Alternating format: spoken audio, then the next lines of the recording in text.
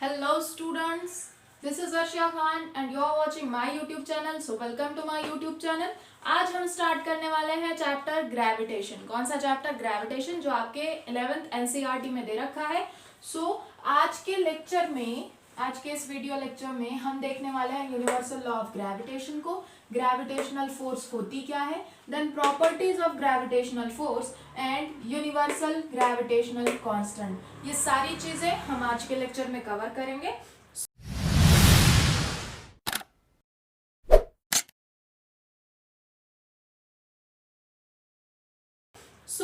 सबसे पहले स्टार्ट करते हैं universal law of gravitation.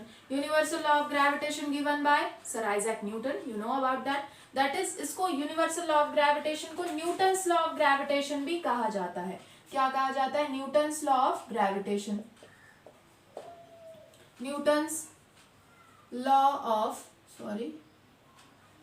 Of gravitation also इसे बोलेंगे न्यूटन्स लॉ ऑफ ग्रेविटेशन. उसमें मेनली व्हाट ही टोल्ड, आपके अलग अलग बुक्स में अलग अलग थ्योरी दे रखी है. What theory is given there कि सर आइजैक न्यूटन एप्पल के पेड़ के नीचे क्या हुए थे, बैठे हुए थे, and then suddenly one apple is fallen down and he started to thinking कि ये नीचे क्यों गिरा, ये ऊपर क्यों नहीं गया, एक्सेट्रा एक्सेट्रा. बहुत सारी थेरीज अलग अलग बुक्स के हिसाब से अलग अलग दी हुई है. तो अपने को उस थेरी में नहीं जाना, अपने को जाना है statement and definition about that and उसका डेरिवेशन थोड़ा सा देख लेंगे. व्हाट ही टोल्ड, उन्होंने बताया कि every particle in this universe, what he told, every particle in this universe attracts every other particle. What? For example, this is one particle, I will take two particle. Okay, every particle in this universe attracts every other particle with a definite force. That force, जो force है वो एक दूसरे को attract कर रहे हैं, that force is directly proportional to product of their masses. यानी कि ये दोनों के masses का product m1 into m2 and inversely proportional to square of the distance between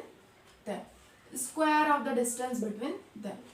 Simply, this was the law. What is law? That is, every particle in this universe attracts every other particle with a definite force. That force is directly proportional to product of their masses. For example, ये particle 1 है, उसका mass m1 है, और ये particle 2 है, उसका mass m2 है. तो यहाँ पे वो फोर्स जिससे वो अट्रैक्ट कर रहे हैं एक दूसरे को, वो फोर्स वो दोनों के मासेस का product and inversely proportional to square of the distance between them. यानी कि वो दोनों के सेंटर्स के डिस्टेंस के स्क्वायर, यानी कि इनवर्स स्क्वायर लॉ भी आप इसको बोल सकते हो. जैसे अपने इलेक्ट्रोस्टैटिक में लॉ है इनवर्स स्क्वायर लॉ, वैसे ही यहाँ पे inverse square law also you can take. So that is force of attraction between any two objects. उन्होंने ये नहीं कहा कि अर्थ और ह्यूमन के बीच, या अर्थ और सन के बीच, या अर्थ और मून के बीच. व्हाट ही टोल्ड, कोई भी पार्टिकल, फॉर एग्जांपल मैं ये लूं कि ये बोर्ड और ये पेन, ये दोनों के बीच में भी फोर्स ऑफ अट्रैक्शन है. क्या फोर्स ऑफ अट्रैक्शन है? That force is directly proportional to product of their masses. For example, ये पेन और ये क्या है, बोर्ड, एक दूसरे को अट्रैक्ट कर रहे हैं. ये अट्रैक्शन क्या है? डायरेक्टली प्रोपोर्शनल है दोनों के मासेस का प्रोडक्ट के, और इनवर्सली प्रोपोर्शनल है दोनों के डिस्टेंस का स्क्वायर के. Okay, so every particle in this universe attracts every other particle with a definite force. That force is directly proportional to product of their masses and inversely proportional to square of the distance between them. Okay, clear है? तो this was the force. इसे gravitational force भी कहा जाता है. Now, अब ये proportionality का सिंबल है, ये प्रोपोर्शनैलिटी का सिंबल हटाने के लिए अपने को कुछ ना कुछ कांस्टेंट तो लगाना पड़ेगा. तो यहाँ पे जो कांस्टेंट लगाते हैं that is f is equal to G m1 m2 upon r square. f is equal to constant यहाँ पे लगाया अपन ने g. What constant we have taken here? That is g. g is a constant. इस constant को आप universal gravitational constant भी कहते हो. What you will tell to it, that is universal gravitational constant. Universal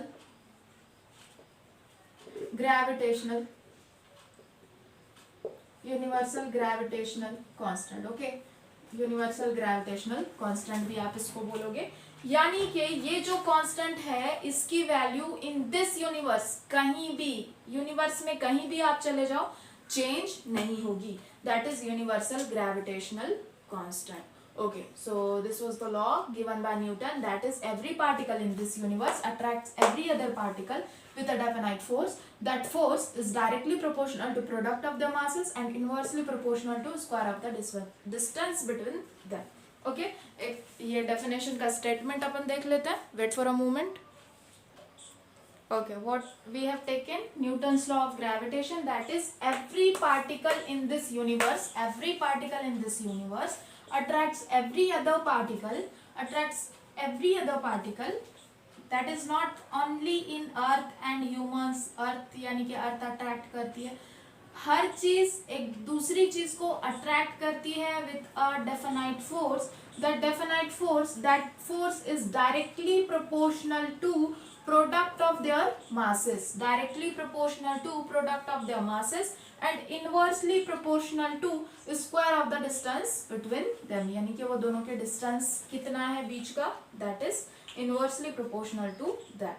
तो F is equal to Gm1 m2 upon r square. For example, these are the two bodies, दिखाई दे रहा है, these are the two bodies. तो वो bodies जो है एक दूसरे को अट्रैक्ट कर रही हैं with a definite force. That force is directly proportional to product of their masses and inversely proportional to square of the distance between them. Okay, so for example consider करो ये बोर्ड मास m1 है, board को consider कर लो मास m1 और this pen को मास m2 consider कर लो. ये दोनों के बीच में फोर्स ऑफ अट्रैक्शन है. ये जो बॉडी है ये उसके ऊपर एक फोर्स लगा रही है और ये जो बॉडी है ये इसके ऊपर एक फोर्स लगा रही है और ये बॉडी इसके ऊपर एक फोर्स लगा रही है. तो जो बॉडी m2 यानी कि ये जो सेकेंड बॉडी है फर्स्ट पे जो फोर्स लगा रही है, तो that is equal to force on one body due to two, force on first body due to two. I will show here. ये definition मिटा दो, लिख लिया बेटा, पॉज करके लिखना शुरू करो. क्यों? तो पॉज करना है, लिखना है, पॉज करना है, लिखना है. नोट्स आप बना सकते हो, शॉर्ट नोट्स. ओके, चलो. For example I am taking this is body m1 and this is body m2. Okay, so here what I have taken के ये दोनों के बीच में एक फोर्स है. ठीक है, ये बॉडी इसके ऊपर फोर्स लगा रही है, ये बॉडी इसके ऊपर जो फोर्स लगा रही है force on 2 due to 1, and इसके ऊपर जो फोर्स लग रही है force on 1 due to 2, force on 1 due to 2. So these are the different forces what which are acting upon each other. एक दूसरे के ऊपर वो फोर्स लगा रहे हैं. So that was the Newton's law of gravitation. Simply I will repeat the definition here, that is every particle in this universe attracts every other particle with a definite force. That force is directly proportional to product of their masses and inversely proportional to square of the distance between them. For अपने को proportionality की symbol हटाना है तो अपन वहां पे G लगाएंगे. G is the constant. That constant is universal gravitational constant. Okay, ये कांस्टेंट के बारे में भी बहुत सारी चीजें अपने को देखनी है. तो यहाँ तक समझ आया? आगे बढ़े. ओके, चलो आगे बढ़ते हैं. अब अपने को देखना है ग्रेविटेशनल फोर्स, जो कि यही ग्रेविटेशनल फोर्स जो कोई भी दो पार्टिकल्स के बीच लगती है. अब देखना है properties of gravitational force.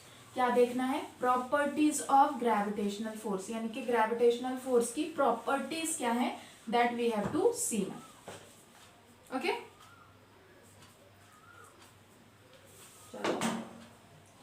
so properties of gravitational force.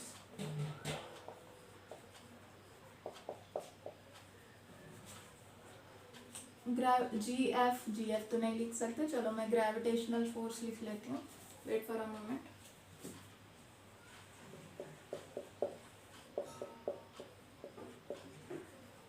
Okay, so properties of gravitational force. First property is there, it is attractive in nature. What is? It is attractive in nature. Attractive मतलब हमेशा attractive, always attractive in nature. जो आपके electrostatic force है, बाकी की जो forces है वो अट्रैक्टिव भी होती है, कभी रिपल्सिव भी होती है. For example I take electrostatic force. Positive negative रहा तो अट्रैक्ट करेंगे, बट निगेटिव निगेटिव है तो क्या करते हैं, रिपेल करते हैं। पॉजिटिव पॉजिटिव है तो क्या करते हैं, रिपेल करते हैं। बट नाउ ये जो फोर्स है, कौन सी, gravitational force, it is always attractive in nature. क्या है, हमेशा अट्रैक्टिव है, always attractive in nature. Magnetic force भी साउथ एंड नॉर्थ पोल साथ में लाया तो नॉर्थ नॉर्थ को साथ लाया, रिपेल करेंगे, साउथ साउथ को साथ लाया, रिपेल करेंगे, साउथ एंड नॉर्थ को साथ लाया तो ही वो अट्रैक्शन होगा। तो मैग्नेटिक फोर्स भी, इलेक्ट्रोस्टैटिक फोर्स भी अट्रैक्टिव भी होती है, रिपल्सिव भी होती है, but the gravitational force is always attractive. अब आप लोग बोलोगे ये तो इतना इजी पॉइंट है, नहीं, ये क्वेश्चंस में हेल्प करता है तो आपको ये भी देखना जरूरी है। So always attractive in nature, gravitational force is always attractive in nature. Then second property is there, second property हम देखते हैं। आवाज आ रही है clear? So wait for a moment. Second property is there, that is central force. ये कौन सी force है, सेंट्रल फोर्स। सेंट्रल फोर्स यानी कि ये जो फोर्स है दोनों बॉडीज के सेंटर टू सेंटर एक्ट करती है, सेंटर टू सेंटर एक्ट करती है, कहीं से भी एक्ट नहीं करेगी। What is your, that is central force, मतलब कि एक बॉडी के सेंटर से दूसरे बॉडी के सेंटर पे लगने वाली फोर्स ये ग्रेविटेशनल फोर्स है, centre to centre. The force is acting centre to centre, that is central force. Okay,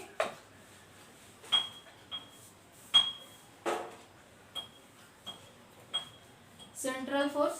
Then it obeys inverse square law. What is third point? It obeys inverse square law.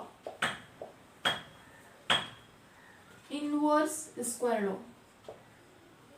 What is inverse square law? जो आपके electrostatic force में भी होता है, क्या कि ये दोनों के आपने फोर्स के बारे में देखा है, that is equal to Gm1 m2 upon r square, simply that is inverse square law, यानी कि इनवर्स स्क्वायर से आप उसको शो कराते हो, that is inverse square law. आपके जो इलेक्ट्रोस्टैटिक फोर्स है उसमें भी आपने देखा होगा कि Q1 Q2 upon r square, दो चार्जेस के बीच का डिस्टेंस है ना, तो इस तरीके से इनवर्स स्क्वायर लॉ को फॉलो करता है ये, obeys inverse square law. It is weakest force in nature. Fourth point is it is weakest force in nature. Why it is weakest? Weakest force in nature. क्यों weakest है? आप तो बोलते हो कि आप तो अर्थ से लगे हुए हो हमेशा, and all the particles, for example अगर मैं ये पेन को नीचे गिरा दूं इस तरीके से तो क्या होगा, ये नीचे जाएगा। कोई भी चीज को ऊपर से नीचे फेंकोगे नीचे जाएगा, क्यों जा रहा है, ग्रेविटेशनल फोर्स की वजह से। पर क्यों ये वीकेस्ट फोर्स है, because see here F is equal to Gm1 m2 upon r square. Here G constant is very small, that is value of G is 6.67 into 10 raised to minus 11 Newton meter square per kg square। Value of G कितनी है, 10 raised to minus 11 case में है, कहाँ है, 10 raised to minus 11 case में है, यानी कि बहुत छोटी वैल्यू है, G की वैल्यू बहुत छोटी सी है। बहुत छोटी सी होने की वजह से अगर आप यहाँ पे 1 kg का रखोगे, यहाँ पे 1 kg का रखोगे, उसके बीच में 1 मीटर का आप रखोगे, for example I will take कि आपको लेना है M1 1 kg, M2 भी 1 kg, यानी कि 1 kg के दो ब्लॉक्स हैं जो एक दूसरे को अट्रैक्ट कर रहे हैं, उनका बीच का डिस्टेंस क्या है, 1 मीटर। अगर ये रख लिया तो आपकी फोर्स क्या आ जाएगी, इसके लेवल में आ जाएगी, that is 6.67 into 10 raised to minus 11, यानी कि इतनी छोटी फोर्स है, एक्ट ही नहीं हो पा रही है। तो ये एक्ट होती कैसे है, that is for a heavy bodies, heavy bodies के लिए एक्ट होती है, यानी कि बड़ी बॉडीज जो हैं उनका मास बहुत ज्यादा होगा तभी वो वहां पे आती है। लेकिन ज्यादातर चीजों में it is weakest force because it's constant is very small, having a very small value, so it is a weakest force in nature, weakest force in nature। Then it does not depend on medium. Fifth point is, fifth property is, it does not depend on medium. Does not depend on medium. यानी कि अभी मैंने आपको क्या बोला कि ये जो यूनिवर्सल ग्रेविटेशनल कांस्टेंट है जो इसके अंदर यूज किया जा रहा है, F is equal to G m1 m2 upon r square, ये जो G यूज किया जा रहा है, व्हाट आई हैव टोल्ड कि यूनिवर्सल है, ये यूनिवर्सल यानी कि यूनिवर्स में कहीं भी वो चेंज नहीं होगा, कहीं भी वो चेंज नहीं होगा। इन दिस यूनिवर्स, पूरी यूनिवर्स में कहीं जाओगे इसकी वैल्यू चेंज नहीं होने वाली, यानी कि मीडियम हो नहीं हो, पार्टिकल्स हो नहीं हो, इस पे कोई भी उसका असर नहीं होता है, यानी कि it does not depends on medium, medium पे डिपेंड नहीं करता। तो force of gravitation it doesn't depend on medium, that is कि स्पेस में या कहीं भी आप चले जाओ ग्रेविटेशनल फोर्स होगी, बस क्या होनी चाहिए, मासेस बड़े होने चाहिए, तब जाकर के वो फोर्स एक्ट करेगी। ओके, मास बड़ा होना चाहिए। देन उसके बाद है सिग्निफिकेंट फॉर हेवनली बॉडीज। अभी तक मैंने जो बताया आपको, significant for heavenly bodies,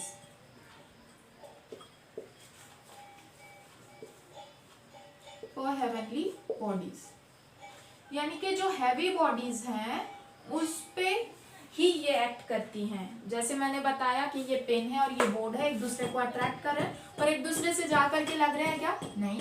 for example this pen and this camera जिससे ये शूटिंग हो रही है, तो वहां पे ये दोनों के बीच में भी क्या है, फोर्स ऑफ अट्रैक्शन है, बट ये दोनों एक दूसरे को आकर के लग रहे हैं क्या, ग्रेविटेशनल फोर्स से, नहीं। क्यों, क्योंकि ये दोनों के मासेस जो है बहुत छोटे हैं, masses are very less, masses are very less, that's why what is the, that is कि ये जो फोर्स है दैट इज ग्रेविटेशनल फोर्स हमेशा किस पे एक्ट करेगी, हेवनली बॉडीज पे, यानी कि जिसका मास बहुत बड़ा होगा उन बॉडीज पर ही एक्ट करेंगी, बाकी बॉडीज पे it will not. Okay, so significant for heavenly bodies. Then seventh point is valid for point masses. This is valid for point masses, दिखाई दे रहा है, वैलिड फॉर पॉइंट मासेस। हमेशा ये वैलिड कहाँ होगी, पॉइंट मासेस के ऊपर वैलिड होगी, यानी कि जो मासेस दूर दूर रखे हुए हैं उन्हीं पे एक्ट करेगी। फॉर एग्जाम्पल अगर मैं यहाँ पे एग्जाम्पल दूं, दिस इज अर्थ, ओके, अर्थ का जो रेडियस है वो कितना है, बोलो, 6.4 इंटू 10⁶ मीटर, कितना है, 10⁶ मीटर, और यहाँ पे ह्यूमन खड़ा हुआ है, यानी कि ये दोनों के बीच का डिस्टेंस बहुत ज्यादा है। ये एक्ट करती है पॉइंट मासेस के ऊपर, यानी कि जो दूर दूर मासेस हैं उन्हीं के ऊपर एक्ट करती है। फॉर एग्जाम्पल अगर मैं लूँ पॉइंट मासेस के लिए, तो एक बॉडी हैवी बॉडी है यहाँ और एक हैवी बॉडी है बहुत दूर, तो ये दोनों पे एक्ट करेगी, बाकी बॉडीज पे जो आपने बड़े बड़े बॉडीज नजदीक ला लिया उन पे भी एक्ट नहीं करेगी। So it is valid for point masses. And then last point is 8 point, ये सब मिटा दो, लिख लिया, पॉज करके लिख लो, पॉज करके नोट कर लो, कर लिया नोट। ओके, एक लास्ट पॉइंट बाकी है, 8 point, I will show you that is 8 point क्या है। देखो यहाँ पे मैंने आपको एक चीज बताई है, क्या चीज, ये एक मास है m1, ये एक मास m2, m1, this is m2, ये इसके ऊपर जो फोर्स लग रही है, force on 1 due to 2, okay, this is force on 1 due to 2 and this is force on 2 due to 1, okay. अभी न्यूटन का ही एक लॉ था, क्या लॉ था, कि every action has a equal and opposite reaction, every action has equal and opposite reaction. तो यहाँ पे क्या है, ये जो फोर्स इसके ऊपर लगा रहा है उतनी ही फोर्स ये भी इसके ऊपर लगा रहा है, बट निगेटिव अमाउंट में। कैसे, निगेटिव अमाउंट में, that is F12 is equal to minus of F21। क्यों, क्योंकि every action has equal and opposite reaction, action has equal and opposite reaction। equal and opposite reaction.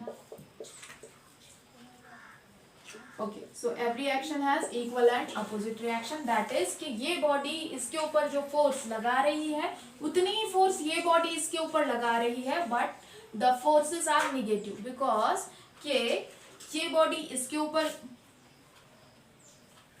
F12 is equal to negative of F21. Okay, so that was the properties of gravitational force. I think कि आपको समझ आई होगी कौन सी universal law of gravitation and gravitational force and properties of gravitational force, ये सारी चीजें हो चुकी है. Now universal gravitational constant we will start. Okay, यहाँ तक क्लियर है? आगे बढ़े, चल आगे बढ़ते हैं हम. That is now the new point is the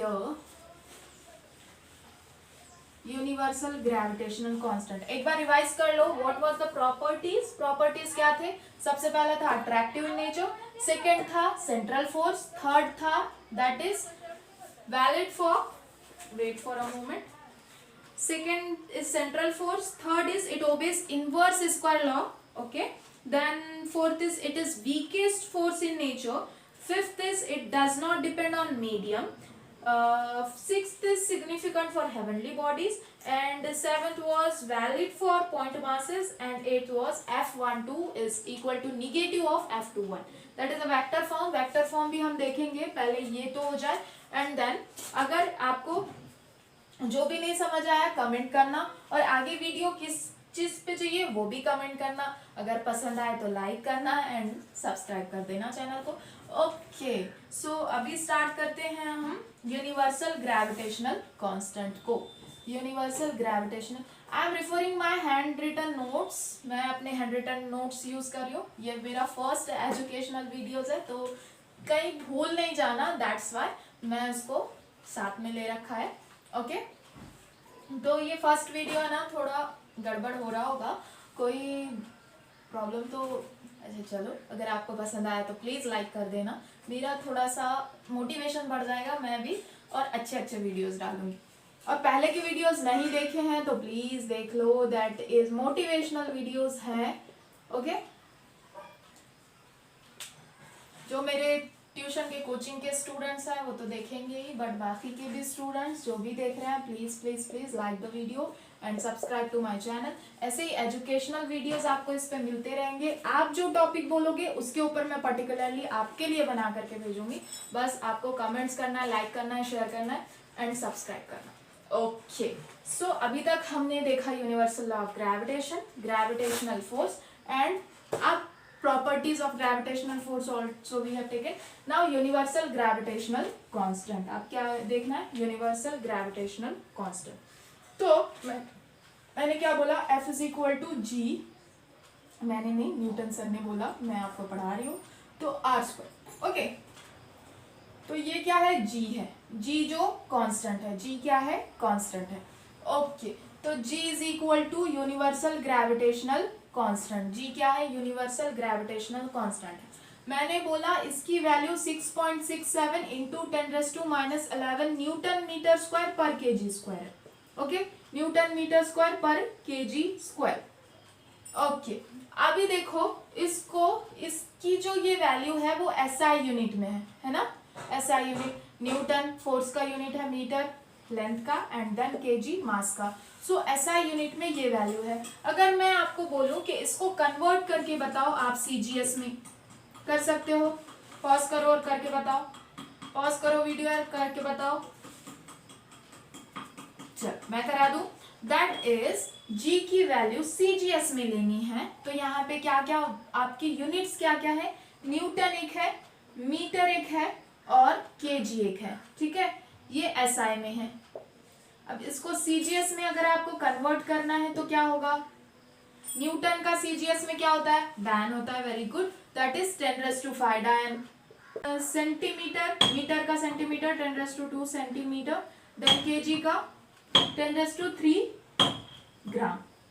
ठीक है, अब इस तरीके से कन्वर्जन करना है. कन्वर्जन करने के लिए क्या करना पड़ेगा? यहाँ जितने भी ये यूनिट्स हैं उसको ऐसे मल्टीप्लाई कर देना है. दैट इज 6.67 इंटू 10⁻⁻11 न्यूटन की जगह 10⁵ रख रही हूं मैं। देन मीटर स्क्वायर की जगह 10⁻² square that is 10⁻⁴,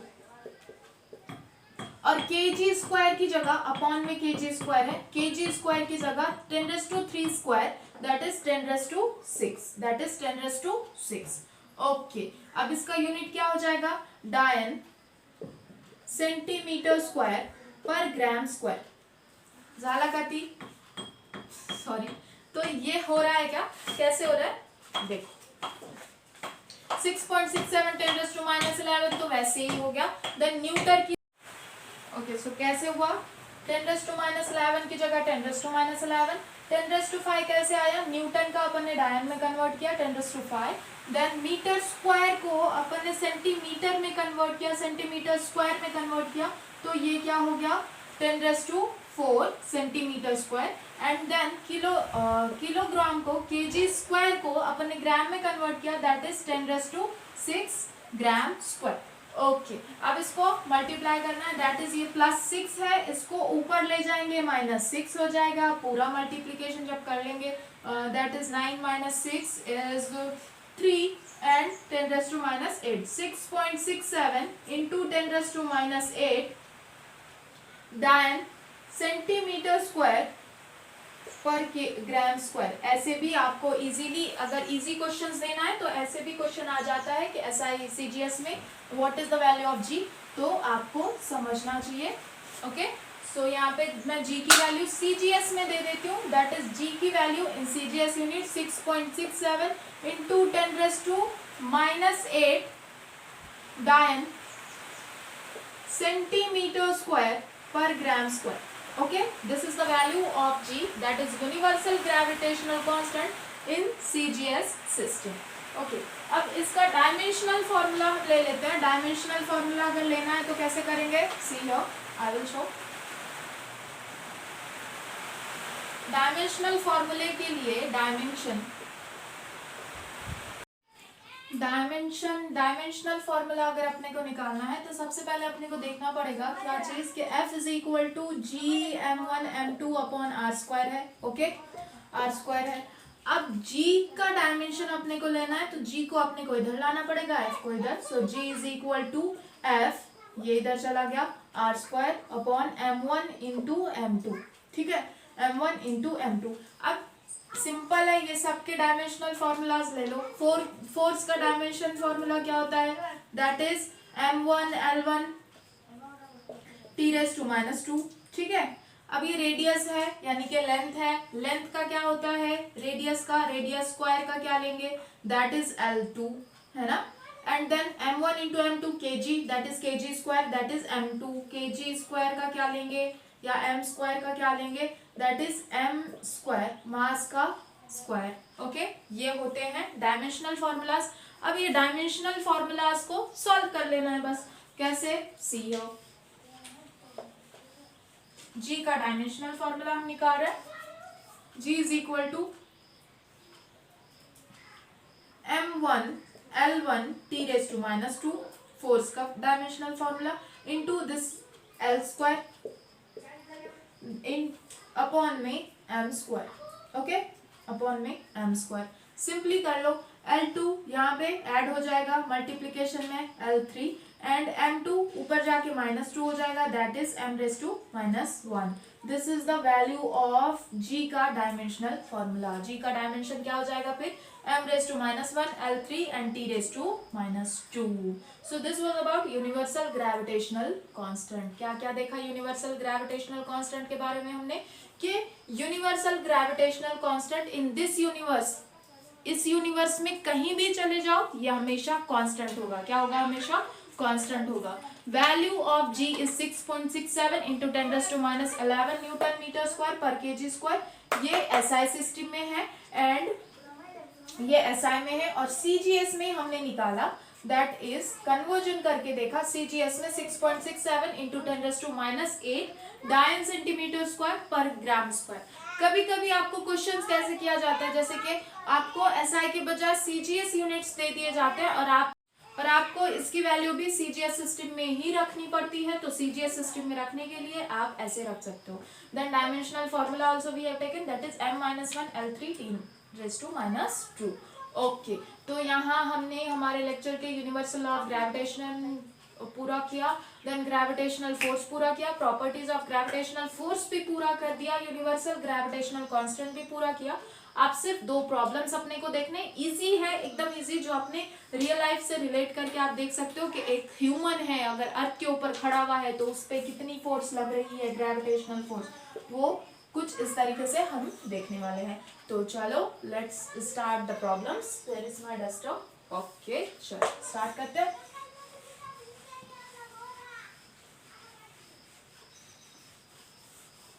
so first problem I have taken here. तो सिंपल इजी वे में आप कर सकते हो, एंड देन आगे जा करके आपको अगर प्रॉब्लम सॉल्व करनी है आप कमेंट कर सकते हो कि कुछ डिफिकल्ट जो एग्जाम में आ चुके हैं वैसे प्रॉब्लम्स कराओ. I will take that one also, but अभी स्टार्टिंग के लिए मैं आपको ये करा रही हूँ ताकि आपको रिलेट हो सके.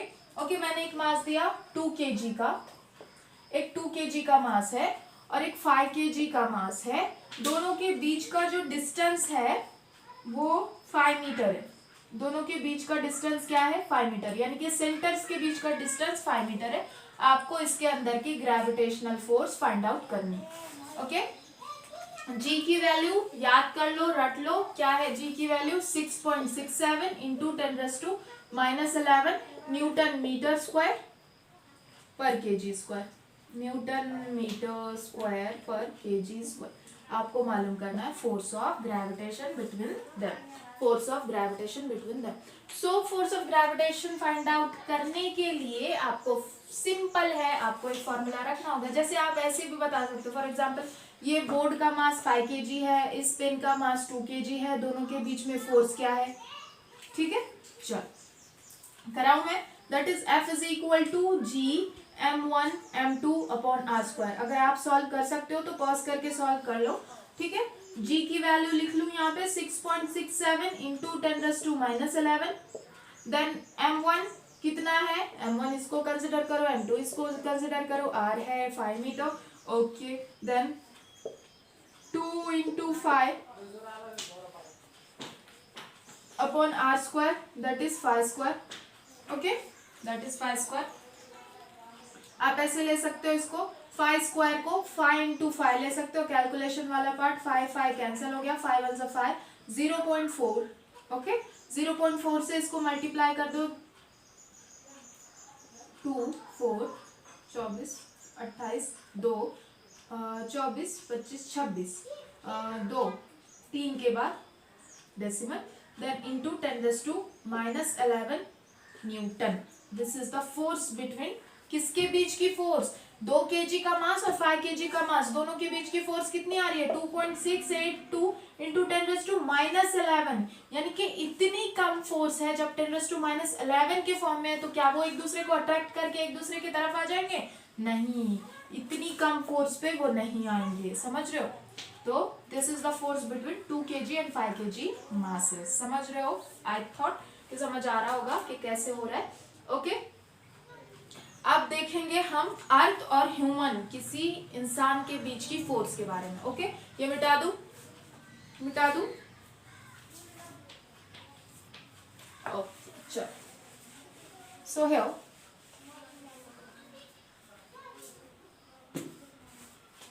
नाउ एक प्रॉब्लम, जो लास्ट वाला प्रॉब्लम है, दैट इज के एक अर्थ है. ठीक है, this is earth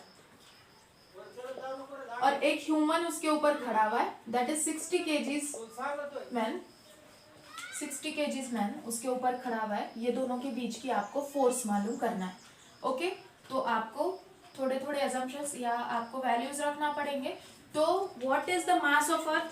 do you know mass of earth क्या है? क्या करना पड़ेगा? m1 m2 अपॉन r² आपको कंसिडर करना पड़ेगा. m1 कंसिडर करो, अर्थ का मास कैपिटल M मैं ले रही हूँ. अर्थ का मास कितना होता है बोलो? 6 इंटू 10⁻24 kg. कितना है? 6 into 10⁻24 kg. Okay, mass of human that is M. is equal to 60 kg. Okay, then radius of earth कितना होता है बोलो? 6.4 into 10⁶ metre. Okay, and then g की वैल्यू अपनी, that is g is equal to 6.67 into 10⁻11 newton metre square पर kg square. Okay, अब क्या करना है? सिंपली वैल्यूज रखनी है एंड सॉल्व करना है. F is equal to g m capital M small m upon r square. रख दो वैल्यूज. 6.67, वेट मैं नीचे रख लेती हूँ. 6.67 इंटू 10⁻11 न्यूटन मीटर स्क्वायर पर kg square into what is the value of m? That is 6 into 10⁻24. That is 60 upon 60, sorry. That is upon r square लेना है. तो 6.4 इंटू 10⁶ मीटर इंटू 6.4 इंटू 10⁶. पूरा कैलकुलेशन करने के बाद क्या वैल्यू आएगी मैं एक शॉर्ट आपको बता देती हूँ. Okay, wait for a moment.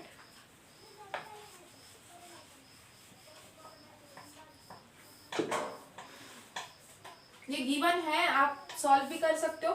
That is, इसको अगर कैलकुलेट किया जाए आप लॉग टेबल से भी कर सकते हो या अप्रोक्सीमेशन भी ले सकते हो. अप्रोक्सीमेशन अगर लिया तो ये और क्या करते हैं अपन, इसको कैंसिल करते हैं. ये कितना आ जाएगा? 0.94. ये और ये कैंसिलेशन आएगा 9.4. ओके, अब ये 10⁶, 10⁶, 10⁻12 हो जाएगा. ऊपर जाके 10⁻12 बन जाएगा. देखो मैं बताती हूँ आपको. 6.67 इंटू 0.94 इंटू 9.4 इंटू 10⁻². इसका क्या 10⁻² था? -11. 10⁻² मैं नीचे करूँ थोड़ा, क्यों तो उधर हाथ नहीं जा रहा है. 10⁻² -11, 10⁻² प्लस के 24 और ये नीचे का ऊपर आया 10⁻² के 12. पूरा कैलकुलेशन करने के बाद आपका फाइनल आंसर आता है 5.8 इंटू 10⁻² न्यूटन. यानी कि जब फोर्स इतनी होगी तो ही अट्रैक्शन दिखेगा. कितनी? 100 के फॉर्म में होगी तो ही अट्रैक्शन दिखेगा, वरना नहीं दिखेगा. तो अर्थ और ह्यूमन के बीच इतनी फोर्स है, दैट्स व्हाई क्या कर रही है अर्थ? ह्यूमन को अट्रैक्ट करके रख रही है. Okay, so that is it. आज के लेक्चर में हमने क्या क्या देखा? यूनिवर्सल लॉ ऑफ ग्रेविटेशन देखा, ग्रेविटेशनल फोर्स देखा, then properties of gravitational force we have seen, universal gravitational constant and two problems about that. See, I will show. G is equal F is equal to G m1 m2 upon r square. Then properties of gravitational force, that is central force, ये बहुत सारी. And gravitational constant G की value 6.67 into 10⁻11 newton metre square पर kg square. और दो problems देखी. कौन सी वाली प्रॉब्लम्स? देखो, 2 kg का मास और 5 kg का मास इसके बीच में, एंड देन अर्थ और ह्यूमन के बीच में फोर्स ऑफ ग्रेविटेशन हमने सीखी. ओके, तो अगर आज का ये जो वीडियो है आपको पसंद आया है सो प्लीज लाइक. वो जो सब हमने स्टार्ट किया है इंशाल्लाह अगले वाले लेक्चर में हम देखेंगे एक्सेलरेशन ड्यू टू ग्रेविटी को. और कोई डाउट हो तो आप पूछ सकते हो. और प्लीज कमेंट करना, लाइक करना, शेयर करना एंड सब्सक्राइब करना. Thank you.